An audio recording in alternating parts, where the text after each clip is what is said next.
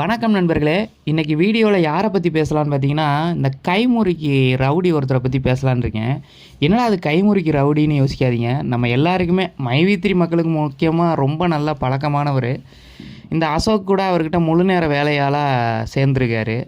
எதுவாக இருந்தாலும் அவர்கிட்ட சொல்லிடுவார். உடனே அவர் வந்து மக்களை காப்பாற்ற அப்படியே இறங்கிடுவார். மக்களை காப்பாற்ற எப்படி திரும்ப இறங்குவார், கையில் அப்படியே குருமாத்தா கையில் போடுவாங்களே, அதை அப்படியே முறுக்கிக்கிட்டு அப்படியே கையை ஒரு திருப்பிட்டு அவர் அப்படி பார்த்தாருன்னு வைங்களேன், அப்படியே ஃபயர் தெரிக்கும். அப்படி பார்த்துட்டு அதுக்கப்புறம் தான் வந்து அவர் பேசவே ஆரம்பிப்பார். அப்படியே அவருடைய அந்த கலையான முகத்தையும் அந்த கையை முறுக்கிற ஸ்டைலையும் பார்த்த உடனே, பா நீ தாண்டா ஜேர்னலிஸ்ட்டு, மக்களை காப்பாற்ற இறங்கி வந்துட்டடா அப்படின்னு தோணும். அந்த மாதிரி ஒரு ஆள். முழுக்க இவருடைய வேலை என்னென்னா, மைவி3 வந்து மோசடி பண்ணுதுன்றதை வந்து மக்கள்கிட்ட சொல்கிறது தான் இவர் வேலை. ஏன்னா வந்து இவர் வந்து மைவி3யை கெடுக்கிறதுக்காகவே படைக்கப்பட்டவர், பிறந்தவர்.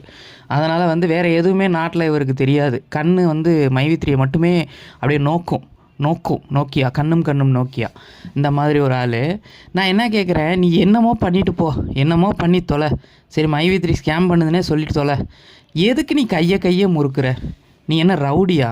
ஒரு ஜேர்னலிஸ்ட்டுன்னு சொல்லிக்கிற நீ. அதை வந்து ஒழுங்காக ஒரு திருட்டுத்தனம் பண்ணுறது கூட ஒழுங்காக பண்ணுங்கடா. ஏன்டா இப்படி பண்ணுறீங்க? அதாவது கையை அப்படியே அந்த கையில் இருக்கிற கயிறை முறுக்கி அப்படி கையை இப்படி பண்ணி என்ன ரவுடித்தனம் பண்ணுறதுக்கு தான் யூடியூபுக்கு வரீங்களா? இது வந்து ஒரு சோசியல் மீடியா. இதை வந்து நாரடிச்சுக்கிட்டு இருக்கீங்களாடா இப்படி. ஒரு சோசியல் மீடியாவை எவ்வளோக்கு எவ்வளோ நாரடிக்க முடியுமோ அவ்வளோக்கு எவ்வளோ நாரடிக்கிறீங்க. அந்த யூடியூப்பு கண்டுபிடிச்சவனே ஐயய்ய கருமண்டா இந்த மாதிரி ஆளுங்கிட்ட மாட்டிக்கிச்சேடா யூடியூப்னு அவனே மூடிட்டு போகிற சூழ்நிலை உருவாகும். ஏன்டா இப்படி பண்ணுறீங்க? ஒரு ஜேர்னலிஸ்ட்னால் ஒரு வந்து உட்காந்து மக்களுக்கு வணக்கம், இதை நான் சொல்கிறேன் அப்படின்னு சொல்கிறதுக்கு உங்களுக்கு என்னடா? நீங்கள் தப்பாகவே சொல்லிட்டு போங்கடா, அதை ஒழுங்காக சொல்லுங்களேன்டா. உங்களெல்லாம் எப்படிடா மக்கள் நம்புவாங்க? நீ வரப்பையே கையை முறுக்கிட்டு வந்தீங்கன்னா உன்னை நம்பிடுவாங்களா? என்னத்தை சொல்கிறதுனே தெரியல. இவங்களை பற்றி பேசினாலே வாயை வந்து பெனாயில் ஊற்றி தான் கழுவிட்டு தான் வீட்டுக்கு சாப்பிட வந்து உட்காரணும். அந்த மாதிரி ஒரு ஆளுங்க இவங்கெல்லாம். ஆனால் வேறு வழி இல்லாமல் பேச வேண்டியதாக இருக்குது. அது மட்டும் இல்லாமல் முழுக்க மைவி3 மோசடி இதே தான் சொல்லிகிட்டு இருப்பார் அவர். குடும்பத்தெல்லாம் கவனிக்கிறீங்களா இல்லையா நீங்கள்? எப்போ பாரு மைவி3 மோசடி. உள்ளே இருக்க நாங்கள் பார்த்துக்குறோண்டா, அது மோசடியா இல்லையா? இல்லை கவர்மெண்ட்டு பார்த்துக்கும், இல்லையா நீதித்துறை பார்த்துக்கும். உங்களுக்கு என்ன கவலை? உங்களுக்கு என்ன பிரச்சனை? அது ஒரு சொந்த புத்தி கிடையாது, பேச்சு திறமைன்னு ஒன்று கிடையாது.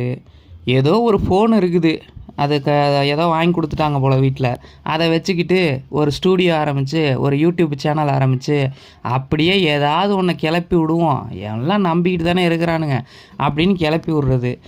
ஏன்டா இந்த வேலை உங்களுக்கு? அதாவது நீங்கள் பண்ணுறது வந்து எவ்வளோ பெரிய ஆபத்து மற்றவங்களுக்கு உண்டாக்குதுங்கிற ஒரு அறிவு உங்களுக்கு இருக்குதா இல்லையா? மோசடின்னு சொல்கிறியே, நான் இப்போ ஒன்று கேட்குறேன், அதுக்கு மட்டும் நீ பதில் சொல்லு. அதுக்கப்புறம் வந்து நீ மோசடின்னு சொல்கிறத நான் முழுக்க 100% ஏற்றுக்கிறேன். என்ன கேட்குறேன்னு கேட்குறியா? ஒரு சீட்டு கம்பெனி நான் நடத்துகிறேன்னு வச்சுக்க. நான் வந்து ஒரு சீட்டு கம்பெனி நடத்துகிறேன், அதாவது ஏலச்சீட்டு. இப்போ ஒருத்தர் 1000 ரூபாய் கட்டணும், 10 பேரை சீட்டில் சேர்க்குறேன். 10 பேரும் மாதம் 1000 ரூபா கட்டணும்.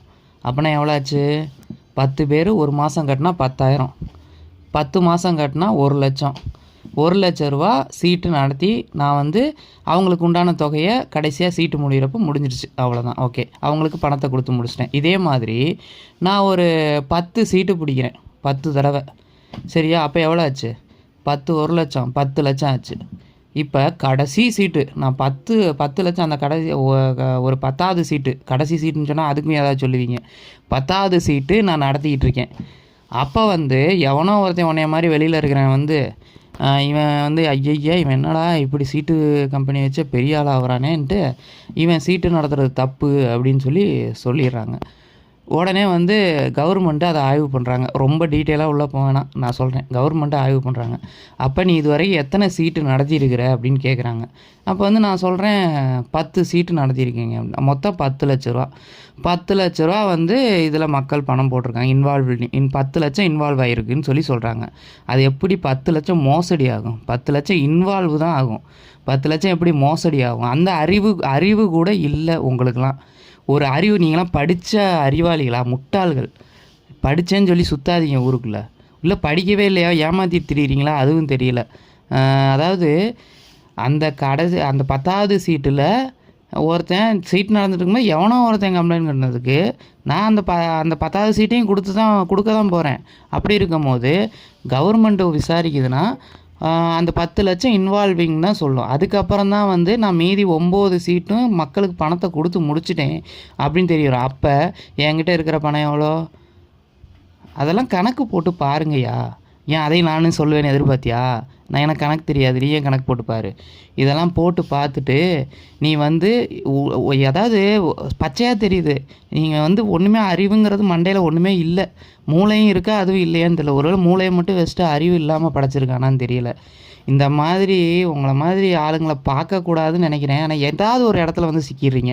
நம்ம மைவித்திரி மக்களே வந்து உங்கள் ஃபோட்டோவை ஏதாவது போட்டு ஏதாவது பேசிகிட்டு இருக்காங்களா, அப்படியே காண்டாகுது எனக்கு. வேறு வழி இல்லாமல் சரி உன்னை பற்றி பேசவே கூடாதுன்னு நினச்சேன். பேச வேண்டிய சூழ்நிலை. சரி பேசி தொலைலாமேன்னு பேசுகிறேன். நீ வந்து அறிவாளிலாம் கிடையாது, நீ பயங்கர முட்டாள். கைமுறுக்கி ரவுடி. நீ வந்து கைமுறுக்கி ரவுடின்னு சொல்லிக்க உடனே. ஒருவேளை இல்லை நான் மக்களை காப்பாற்ற தான் வந்திருக்கேன், மக்களுக்கு வந்து கரெக்டான செய்தியை சொல்ல தான் வந்திருக்கேன், நான் ஒரு ஜேர்னலிஸ்ட் அப்படின்னு வந்து நீ நம்பி உண்மையே நீ ஒரு ஜேர்னலிஸ்ட்டாக ஆகணும்னு விருப்பப்பட்டினா நீ என்ன தெரியுமா பண்ணுற? மைவித்திரியை பற்றி பேசு. ஆனால் எப்படி பேசுகிறேன்னா, மக்களை நீ சந்தித்து மைவித்திரியில் எத்தனை லட்சம் மக்கள் இருக்காங்க, முதல்ல உள்ளே இருக்கிறவங்ககிட்ட கேள்வி கேளுங்கடா. உள்ளே இருக்கிறவங்ககிட்ட உங்கள் கம்பெனி எப்படி நடந்துக்குது, உங்கள் கம்பெனி உங்களுக்கு பணம் கொடுத்துச்சா, உங்கள் கம்பெனி நீங்கள் சேர்த்து விட்டவங்கள ஏமாத்துச்சா, இல்லை உங்களுக்கு வந்து ஏமாத்துன்ற ஒரு தோணுதா அப்படின்லாம் கேளு. ஏன்னா உள்ளேயும் அறிவாளிங்க இருக்கும். நீங்கள் நினைக்கிறீங்க 60 லட்சம் பேர் முட்டாள், நான் ஒருத்தன் வந்து அறிவாளின்னு நினைக்கிறீங்க. 60 லட்சம் பேர் உள்ளே இருக்கிறோம் சரியா? எவ்வளோ பேர் ரொம்ப படித்தவங்களாம் உள்ளே இருக்காங்க. அவங்கக்கிட்டலாம் முதல்ல கேளுங்க. கேட்டுட்டு அதை வந்து நியூஸாக போடுங்க, வசூல் பண்ணுங்க. ஒன்றும் நான் தப்பாக சொல்லலை சரியா? முதல்ல ஒரு ஜேர்னலிஸ்ட்டுங்கிறவன் விசாரிக்கணும்.